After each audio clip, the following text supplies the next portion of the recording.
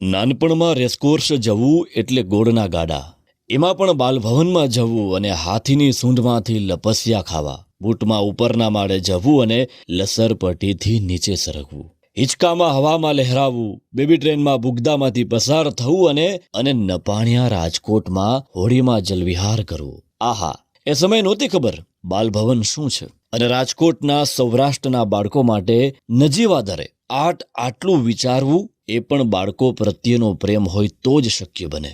જોશી એટલે ભવિષ્યનું દર્શન કરી શકે. ભવિષ્યના રાજકોટ સૌરાષ્ટ્રનું જેમને દર્શન હતું એવા જ્યોતિષી એટલે મનસુખભાઈ જોશી. એમનું જાહેર જીવન પણ એટલું દીર્ઘ અને બહુમુખી. એ બાલભવન સાથે સંકળાયેલા હોય, એ સ્કાઉટ ગાઈડ પ્રવૃત્તિને પ્રોત્સાહન આપે, એ હિન્દી ભાષાને પ્રોત્સાહન આપે, એ સંસ્કૃતના વર્ગો ચલાવે, એ રાજકોટમાં એફોર્ડેબલ ખાનગી શિક્ષણનો પાયો નાખે અને સફળતા બાદ પણ પ્રસિદ્ધિના ઘોંઘાટ વગર આજે પણ અસંખ્ય શૈક્ષણિક સંસ્થાઓને એફોર્ડેબલ રીતે જ ચલાવે. એ સહકારી બેન્કિંગ ચલાવે તો પણ એ જ રીતે. એ અખબારી સંચાલન ક્ષેત્રમાં પણ એમનું સંચાલકીય જ્ઞાન આપે.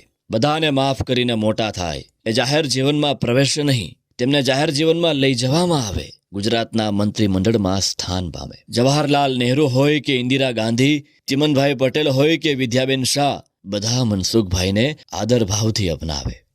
માન્ય શ્રી મનસુખભાઈ જોશીનું અવસાન થતાં રાજકોટના શિક્ષણ ક્ષેત્રને, મહાત્મા ગાંધી ચેરિટેબલ ટ્રસ્ટને બહુ જ મોટી ખોટ સાલશે.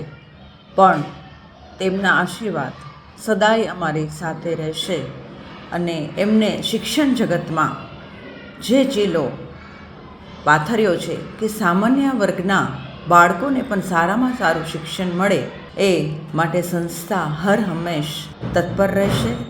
મુરબ્બી શ્રી મનસુખભાઈ જોશી લાવુભાઈ ત્રિવેદીના અંગત મિત્ર. લાવુભાઈ ત્રિવેદીનું અચાનક અવસાન થતાં પિતા તુલ્ય મનસુખભાઈની આજે મને વ્યક્તિગત ખૂબ જ ખોટ છે. ખરેખર ખરા અર્થમાં મને આજે એવું લાગે છે કે મેં મારા પિતા ગુમાવ્યા છે. મનસુખભાઈએ અમને એવું શીખડાવ્યું છે કે હસતા હસતા ધીરજથી સંઘર્ષનો સામનો કરવો. ક્યારેય આપણે આપણા સિદ્ધાંતોને, જે આપણે વળગી રહ્યા છે સિદ્ધાંતોને ક્યારેય આપણે બાંધછોડ ન કરવી. આપણું કાર્ય જે છે સંસ્થાનું, બીજા માટે જીવવાનું, બીજા માટે કાંઈક કરી છૂટવાનું, એ અમને શીખડાવી ગયા છે. એ અમે આજે એના માટે કટિબદ્ધ છીએ. મનસુખભાઈ જોશી રાજકોટના જાહેર જીવનના અને શૈક્ષણિક ક્ષેત્રના પીઢ અને વરિષ્ઠ નેતા હતા. તેમના જવાથી રાજકોટે એક ખૂબ જ અનુભવી સમાજસેવકને ગુમાવ્યા છે. રાજકોટમાં આજથી 60 વર્ષ પહેલાં શિક્ષણની અત્યંત જરૂરિયાત હતી. એવા સમયે લાભુભાઈ ત્રિવેદી અને મનસુખભાઈ જોશીએ શૈક્ષણિક સંસ્થાઓ કરવાની શરૂઆત કરી અને રાજકોટના તમામ વિસ્તારમાં પ્રાથમિક શાળાથી માંડીને કોલેજ સુધી લગભગ 30થી 35 સંસ્થાઓ ઊભી કરી અને અવિરત આજે ચાલે છે. એ રાજકોટ શહેરનું શૈક્ષણિક જગતનું એક આગવું પ્રદાન છે. મનસુખભાઈ જોશી શૈક્ષણિક જગત ઉપરાંત મહાત્મા ગાંધીજીએ સ્થાપેલી રાષ્ટ્રીય શાળા, સરદાર વલ્લભભાઈ પટેલ સ્મારક ટ્રસ્ટ, બાલભવન, કબા ગાંધીના ડેલા જેવી અનેક સંસ્થાઓ સાથે સંકળાયેલા હતા અને ખૂબ જ સારું સંચાલન કરતા હતા. તેમના જાહેર જીવનમાં મનસુખભાઈ જોશીએ અત્યંત નિષ્ઠા અને પ્રમાણિકતાપૂર્વક સેવા આપી છે, જે આજના સમયમાં જાહેર જીવનમાં ભાગ્યે જ જોવા મળે એવું એક પ્રમાણિક વ્યક્તિત્વ હતું. તેમને બાલભવનનું ખૂબ જ સારું સંચાલન કર્યું છે અને સમગ્ર ગુજરાત અને સૌરાષ્ટ્રમાં બાલભવન એ ખૂબ જ સારી સંસ્થા છે. આરસીસી બેંકના સ્થાપક ડાયરેક્ટર અને 50 વર્ષ આસપાસ સમયથી સેવા આપનાર અને આરસીસી બેંક પર વિવિધ ઉચ્ચ પદ ઉપર બિરાજમાન સ્વશ્રી આદરણીય પૂજ્ય મનસુખભાઈ જોશીના અવસાન બાદ આરસીસી બેંક ખાલીપો અનુભવે છે. આ માત્ર આરસીસી બેંકની વાત નથી. સમાજના હરેક ક્ષેત્રે તેઓની સેવા હંમેશા મળતી રહી હતી. પછી તે બાલભવન હોય કે મહાત્મા ગાંધી ચેરિટેબલ ટ્રસ્ટ હોય કે સિટીઝન બેંક હોય કે આરસીસી બેંક હોય કે કોંગ્રેસ પક્ષ હોય, તેઓએ નિસ્વાર્થ ભાવે ને શુદ્ધતાથી અવિરત સેવાઓ પ્રદાન કરી રહ્યા હતા. એટલું જ નહીં, તેઓ પોતાની કમાણીના ભોગે પણ અને પોતાની આવકના ભોગે સેવાઓ અંતિમ ક્ષણ સુધી ચાલુ રાખી હતી. આજે આપ જોવો છો, દિન પ્રતિદિન સામાજિક અને રાજકીય ક્ષેત્રે નૈતિક અધપતન વધી રહ્યું છે. તેવા સંજોગોમાં સ્વ મનસુખભાઈ જોશી જેવા પવિત્ર અને પારદર્શક વ્યક્તિઓનું જવું એ સમાજને ખૂબ જ મોટી ખોટ સમાન છે.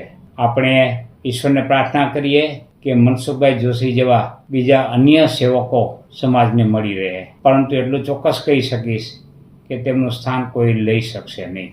છેલ્લા 40 વર્ષથી એટલે કે મારા વિદ્યાર્થી કાળના સમયથી હું મનસુખભાઈ જોશીના પરિચયમાં આવ્યો. ભારતની રાજનીતિમાં ક્રાઇસિસ ઓફ કેરેક્ટર જે પરિસ્થિતિ નિર્માણ થઈ છે, એ પરિસ્થિતિ વચ્ચે મનસુખભાઈ જોશી એક એવું આદર્શીય અને વ્યક્તિગત પાત્ર હતું કે જેના જીવન મૂલ્યો, સંસ્કૃતિ અને આદર્શને આપણા જીવનની અંદર આપણે ઉતારી શકીએ. 2000થી તેઓ રાષ્ટ્રીય શાળા કે જેની સ્થાપના મહાત્મા ગાંધીએ કરેલી, તેઓ પ્રમુખ હતા અને હું મેનેજિંગ ડિરેક્ટર. એમની સાથેના મારા કામના પરિચયમાં મેં જોયું કે આજે સમાજ સેવા અને રાજનીતિ બે એક ધંધાકીય વિષય બની ગયો છે. ત્યારે મનસુખભાઈ જોશી વિવિધ સંસ્થાઓ સાથે સંકળાયેલા હતા.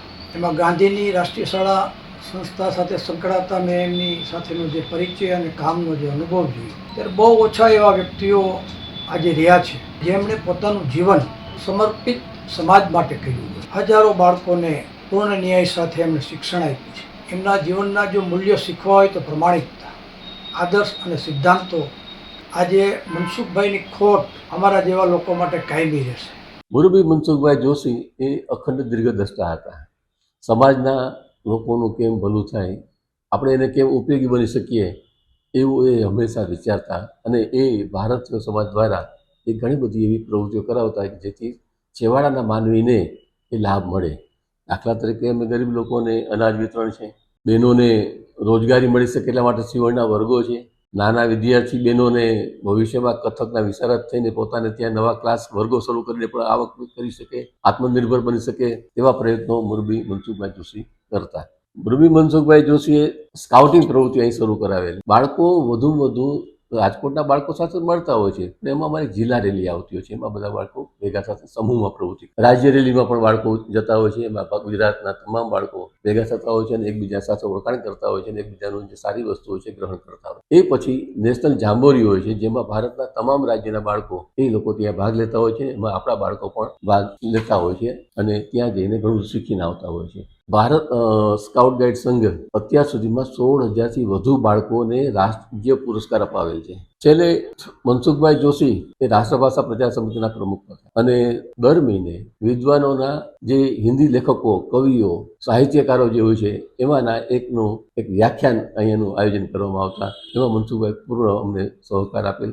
રાજકોટના યુવાનોને રચનાત્મક પ્રવૃત્તિમાં લઈ જવામાં આવે, આ માટે યુથ હોસ્ટેલ એસોસિએશન ઓફ ઇન્ડિયાની એક બ્રાન્ચ રાજકોટમાં લઈ આવ્યા અને એના દ્વારા યુવાનોને નો પ્રોફિટ નો લોસ દ્વારા જંગલો, દરિયો, પર્વતો વગેરેમાં જઈને ટ્રેકિંગ કરી શકે એ માટેના મનસુખભાઈ જોશીએ ખૂબ જ પ્રયત્ન કરેલા.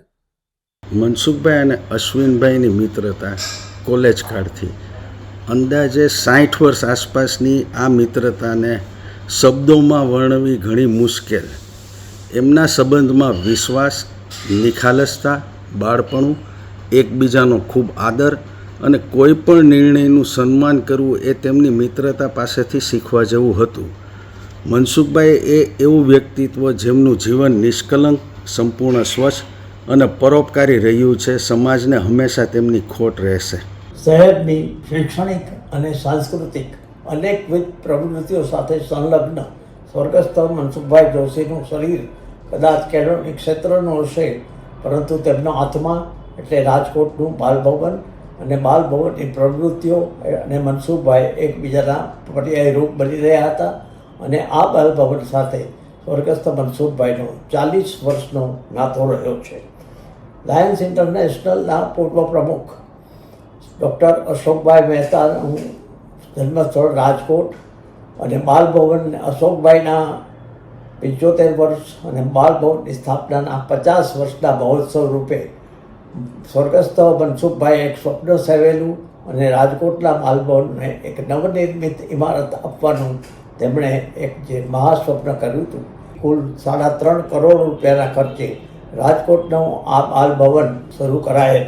આ ઇમારતમાં ભવ્ય પ્રવેશ દ્વાર, વહીવટી વિભાગ, સંગીત, નૃત્ય, પેઇન્ટિંગ, હસ્તકારીગરી વગેરે અનેકવિધ પ્રવૃત્તિઓ આજ દિન સુધી ચાલુ રહેલ છે. આ ભવ્ય ઇમારતનું ખાતમુહૂર્ત ગુજરાત રાજ્યના રાજ્યપાલ મહામહિમ નવલકિશોર શર્માજીના વરદ હસ્તે અને એનું ઉદ્ઘાટન રાષ્ટ્રપ્રમુખ અબ્દુલ કલામ સાહેબના વરદ હસ્તે કરવામાં આવે છે. ન હોય વ્યક્તિ અને પડઘા ગુંજ્યા કરે.